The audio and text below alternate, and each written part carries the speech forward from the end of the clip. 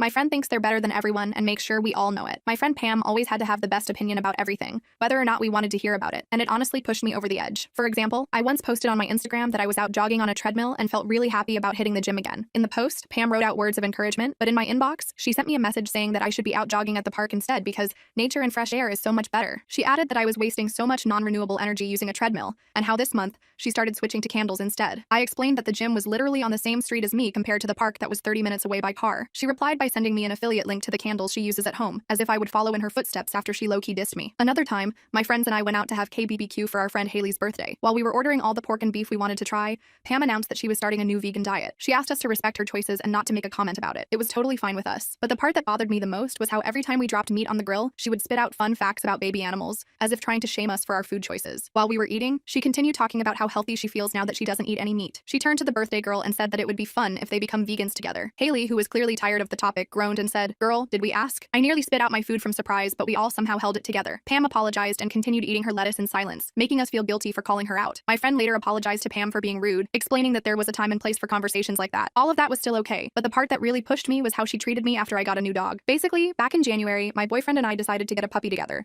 since he was now working from home and could care for the puppy properly. I was super excited because we were getting a Bichon Frise, which I had always wanted after I saw it on Shrek 2. When I sent the pictures of the puppy in the group chat, everyone congratulated me, except for Pam, who FaceTimed me to ask why I didn't go for a rescue dog instead. Before I could respond, she started crying on the call while talking about the poor dogs in the shelter and how my decision was thoughtless. I got angry at her accusations and said, "I don't care about those impounded dogs. I only wanted to get a cute Bichon, and that was it. Is there something wrong with Bichon Frise, Pam?" She wiped her tears and blew her nose hard before explaining in a shaky voice that she just wanted to talk to me about rescue dogs and had no idea why I was suddenly so rude. I rolled my eyes and told her to get new friends because I was done with her drama before hanging up. Feeling worked up, I decided to go out for a jog with my new puppy, leaving my phone in the living room to stop myself from escalating things. When I came back home, my phone was going wild with notifications. I felt confused by the sudden hurtful messages and death threats I received from people I'd never spoken with before. I called up my friend Haley, who sent me the link to a video Pam had recently posted. There, I saw a heavily edited version of our FaceTime conversation, where I looked like a terrible person for not supporting rescue dogs. I was in shock. I couldn't believe the audacity and felt helpless. Haley told me not to panic. Behind the scenes, she started editing an old video of Pam kicking a shopping bag